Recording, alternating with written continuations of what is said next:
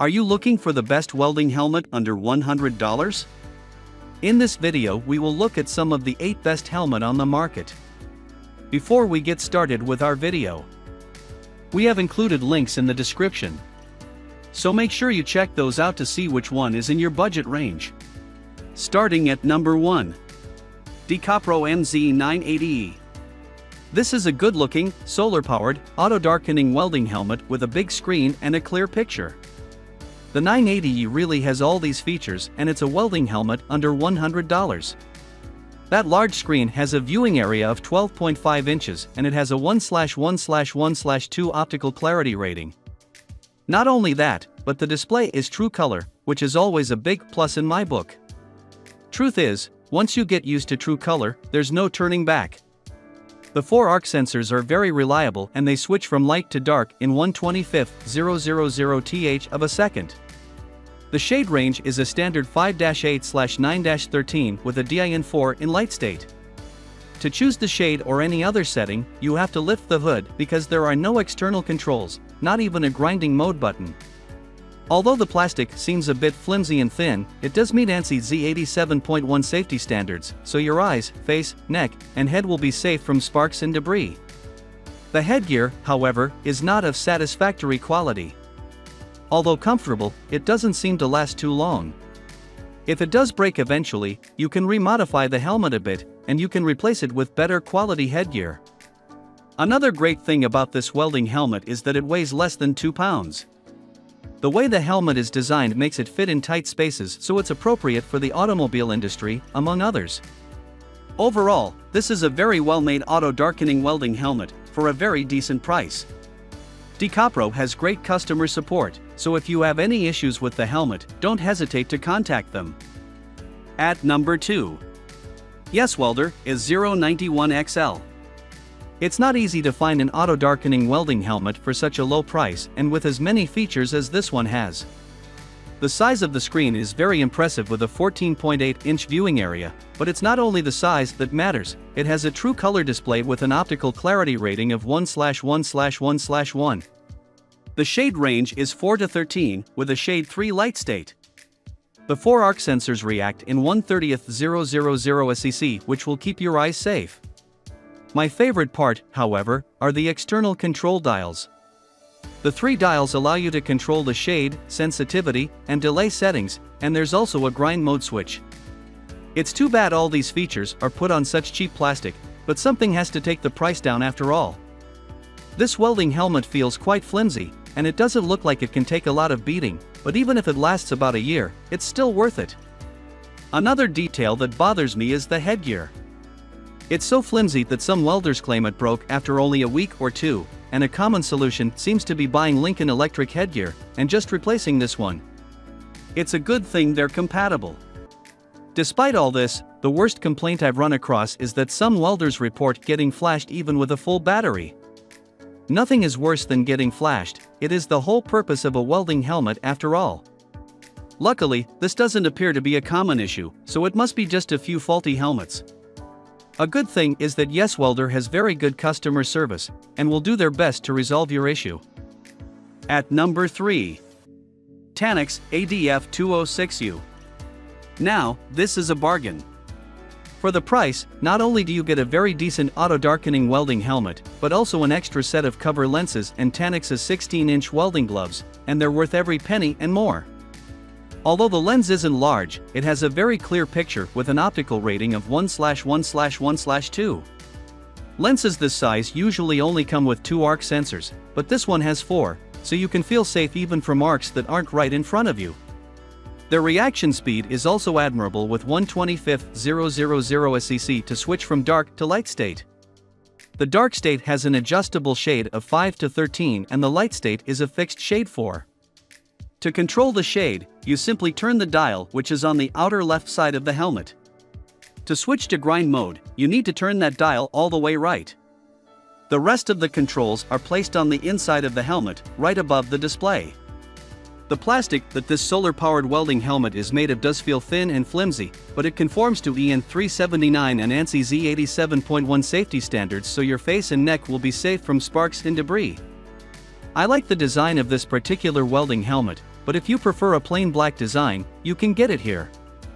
Comfort is obviously something Tanix paid attention to when designing this welding helmet, but not to the quality of the headgear. Some welders have complained that it broke after a month or two of moderate use. This seems to be a recurring issue with low-budget welding helmets. At number 4. Techwear X3. There aren't many auto-darkening welding helmets under $100 that you can find which feature a panoramic view, but the Techwear X3 is one of them. The main auto-darkening lens is 3.94 x 3.27 inch and it features 4 arc sensors that react in 1/10000 cc, which is not great, not terrible. The display shows true colors and has an optical clarity rating of 1/1/1/2. There's no green tint, so the overall quality of the picture is on a high level. The 2 side windows have independent arc sensors which will darken the lens if they sense an arc. This might be the coolest feature of this welding helmet. The shade range is 5 to 13 with a shade 4 in light state. The side windows are at a fixed shade 5 and cannot be controlled. To control the shade, you don't have to lift the hood, because it's placed on the outer left side. However, to switch between welding and grinding modes, you have to reach inside. The switch is on the control board, which is right above the display. The size of the main lens and the 2 side windows really add to the overall weight of the welding helmet, making it the heaviest helmet on this list with 2.7 pounds. To make things worse, the headgear is not very well made, so it will take a while for your neck to build up the muscle to carry that weight. A good idea would be to just replace the headgear with one made from a high-end brand because the ratchet for adjusting the fit is not very durable and might break rather quickly. At number 5. YesWelder LYGS 400S. YesWelder has quickly become a serious brand when it comes to welding equipment. They have such a wide range of welding helmets that it's almost impossible not to include at least 2 when making a list of the best welding helmets you can find. This auto-darkening welding helmet features 2 side windows to provide a panoramic view. The front lens is quite small, but it provides a very clear picture with true colors. The optical rating is 1/1/1/2, so no need to worry about blurriness. Because of the size of the welding lens, there are only 2 arc sensors, and they have a reaction speed of 1/10,000th of a second, which is not the best, but it's okay. The issue with the side windows is that they're not auto-darkening, so if you have to weld in a confined space, the arc will bother you. A good solution for this would be to find a bigger golden lens and cut it into shape, so you can replace the original lenses. Another issue with this welding helmet is that there are no external controls. To switch to grinding or cutting, you have to take your gloves off and lift the hood up. It seems that all of YesWelder's welding helmets have the same issue. The headgear is very cheap. Some welders have reported the headgear to break after only a few weeks. At number 6. Antra AH6-260-0000. This is great value for the money you actually pay. The screen may be small, but it offers a very clear picture, even though it has a bit of a green tint, which some welders can't stand overall. The clarity is exceptional. The 4 arc sensors it features are very reliable and have a great reaction time at 1/25,000th of a second. The variable shade ranges from 5 to 13 and a shade 4 light state. A great thing is that you can control the shade or switch to grinding mode without having to take the helmet off, as these controls are external. The rest of the controls are inside the helmet, just above the display. Like most welding helmets under $100, the Antra AH6 is not made from very sturdy plastic, but it is better than most. It's a shame I can't say the same thing about the headgear though. Although quite comfortable, it's flimsy and doesn't look like it will last too long. This welding helmet is hard hat compatible, if that is one of your concerns, and it can also fit a magnifying or cheater lens if needed. You can also choose from several different designs depending on your taste. At number 7. Lincoln Electric K3419-1. This is the only auto-darkening welding helmet under $100 by Lincoln Electric, but it's also the helmet with the least modern features on this list. Its lens is tiny at 3.82 inches by 1.73 inches, and the tint is green, which some welders find annoying, but the picture is very clear, so it shouldn't be a deal breaker. The variable shade ranges from 7 to 13, there's a grind mode, and the control dial is external, which is always a plus. The delay and sensitivity controls are inside the helmet, right above the lens. This welding helmet only has 2 arc sensors, but that's actually enough for a lens of this size.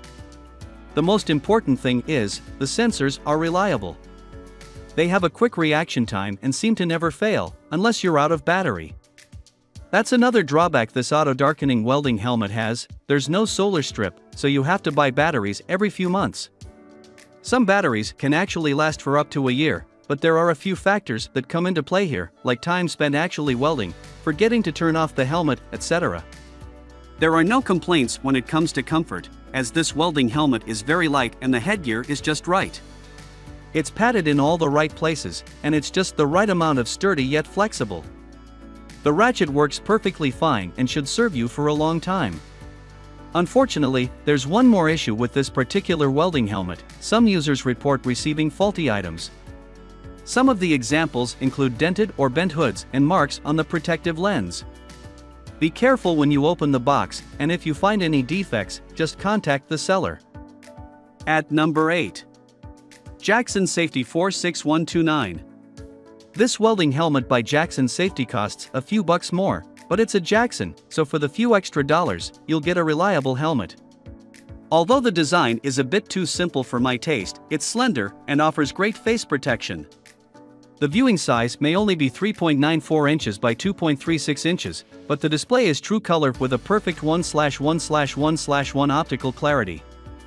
Having 4 reliable arc sensors on such a small display means it's very unlikely you will ever get flashed.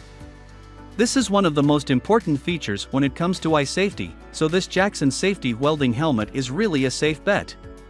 The shade range is a standard 9 to 13 for dark state with a shade 3 in light state. The digital controls inside the hood allow you to set the shade, sensitivity and delay settings with ease. The drawback is that the grind mode button is inside, so you can't switch without taking the helmet off. This helmet weighs 2 pounds, so it's not the lightest welding helmet you can find, but the weight is well distributed thanks to the headgear, so it won't cause neck strain. Although the headgear is well designed in that matter, it does have an issue. The backside knob is not very well made, and one user says that it feels like someone is tweezing hairs from his head one by one. An issue like that can seriously take the focus away from your work.